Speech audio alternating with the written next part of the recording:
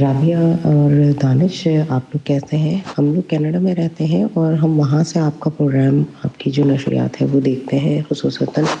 Doctor عامر عبداللہ صاحب کے بارے میں کہوں گی کیونکہ وہ میرے استاد رہ چکے ہیں اور میں نے ان سے تفسیر و قرآن پڑھا ہے۔ اچھا، میرا سوال ہے، یہاں کینیڈا میں کوشر گوشت لوگ بہت زیادہ کھاتے ہیں اور ریکمینڈ کرتے ہیں کہ ہاں کھا لیا جائے تو کوئی مسئلہ نہیں ہے، اس کو وہ حلال سمجھتے ہیں، جبکہ یہاں حلال گوشت ملنے کی اپرچونٹی اب ہے۔ اور بہت دفعہ ایسا ہوتا ہے کہ کوشر ہو یا حلال ہو یا کوئی بھی آپشن نہ ہو تو وہ نارمل گوشت کو بھی بسم اللہ پڑھ کے کھا لیتے ہیں کہ کوئی مسئلہ نہیں، ہم بسم اللہ الرحمن الرحیم تو پڑھ کے کھا رہے ہیں نا، تو کوئی مسئلہ نہیں ہے۔ کوشر گوشت کے بارے میں ظاہر ہے باہر ملک میں جو لوگ رہتے ہیں وہ کہہ رہے ہیں کہ اگر ان کو نہ مل رہا ہو آسانی سے حلال گوشت جس کے اوپر باقاعدگی سے سب کا ہو کہ بھئی حلال ہے، تو وہ کہتے ہیں بسم اللہ پڑھ کے کھا رہے ہیں تو بس یہ ہو گیا۔ اچھا، یہ بات مجھے بھی پوچھنی ہے۔ اکثر میں نے یہ دیکھا، جس سے میں کہیں باہر جاتا ہوں تو کچھ لوگ ایسے ہیں جو کہتے ہیں یار اللہ تعالیٰ نے چکن جو ہے وہ حلال قرار دی ہے، فار ایگزامپل، یا گائے حلال ہے۔ اب ہم رہتے ایسے اسٹیٹ میں جہاں پر اس بات کی کنفرمیشن ہی نہیں ہو سکتی کہ اس کو صحیح سے حلال کیا گیا ہے یا نہیں، تو ہم تو بسم اللہ پڑھتے ہیں اور کھا رہے ہیں، ہماری نیت صاف ہے۔ بسم اللہ الرحمن الرحیم بہت ہی اہم آپ کی سوال اسٹوڈنٹ ہے۔ بھی تھی میرے خیال۔ اللہ رب العالمین نے چیزوں کو کھانے کا حکم دیا ہے، کلوا واشربوا، لیکن حکم یہ دیا ہے کہ جو ضابطے کے مطابق ہوں ان کو کھایا جا سکتا ہے۔ شریعہ مطہرہ میں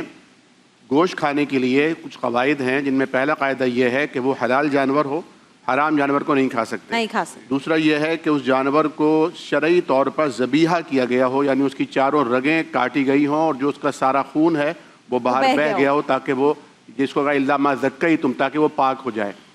تیسری جو اس میں کنڈیشن ہے وہ یہ ہے کہ اسے اللہ کا نام لے کر، نام پکار کر باقاعدہ ذبح کیا گیا ہو، یعنی اگر اس کی 4 رگیں بھی کاٹی گئی ہے لیکن اللہ کا نام نہیں لیا گیا تو وہ پھر حلال نہیں ہوگا۔ کوشر جو ہے وہ یہودیوں میں ہے، اہل کتاب کے ہاں اسی گوشت کو کہتے ہیں جس کو ہم حلال گوشت کہتے ہیں، اسے وہ اپنی زبان میں کوشر کہتے ہیں۔ اور قرآن کریم نے اہل کتاب کے ذبیحے کو حلال قرار دیا ہے کہ تمہارا ذبیحہ ان کے لیے اور ان کا ذبیحہ تمہارے لیے حلال ہے۔ لیکن موجودہ دور میں جو کوشر گوشت ہے وہ اہل کتاب کا ذبیحہ نہیں کہلایا جائے گا، وہ مشینی ذبیحہ ہے، کیمیکلی وہ ذبیحہ ہے، سلیٹر ہالس میں کیا جا رہا ہے، اور اس میں اس کا کوئی اہتمام نہیں کیا جاتا کہ وہاں پر ان کی شرعی ضابطوں کو پورا کیا جائے جو اہل کتاب بھی کیا کرتے تھے کسی زمانے میں، کیونکہ آج کے اہل کتاب وہ اہل کتاب رہے نہیں ہیں، کمرشلائز ہو چکا ہے پورا سسٹم، اور ایک پورا یعنی سسٹم مشینی ذبیحہ ہو جاتا ہے، اس کے بعد ایک ان کا ربائی آ کر وہ اس پر کچھ آیات پڑھ دیتا ہے، تو اس کو کھانا بالکل بھی جائز نہیں ہے، پہلی بات۔ دوسری بات یہ کہ یہ جو کہا گیا ہے کہ وہاں پر حلال گوشت دستیاب ہے، پھر بھی لوگ تساہل کرتے ہیں، اس میں بہت احتیاط کی ضرورت ہے۔ پاکستانی ایک عالم دین تھے ڈاکٹر محمد حمید اللہ رحمہ اللہ، جنہوں نے فرنچ زبان میں قرآن کریم کا ترجمہ لکھا تھا، اور ان کے ہاتھ پر لاکھوں فرانسیسیوں نے اسلام قبول کیا تھا۔ وہ وہاں پر تقریباً 45 سال رہے اور ایک دفعہ بھی انہوں نے وہاں گوشت نہیں کھایا، ہوٹل کا کھانا نہیں کھایا کہ مبادا کوئی اور اسپون کسی اور کھانے کا اسپون کسی حلال کھانے میں دال وغیرہ میں نہیں ڈالا گیا ہو، ہمیشہ وہاں بریڈ اور وہ دودھ استعمال کرتے رہے 45 سال تک بھی۔ تو دوسری بات یہ کہ جو کہتے ہیں نا بسم اللہ پڑھ کے کھا لیتے ہیں ہماری نیت صاف ہے، نہیں، یہ قانون نہیں ہے۔ دیکھیے اس کا جواز ملتا ہے ایک حدیث شریف میں،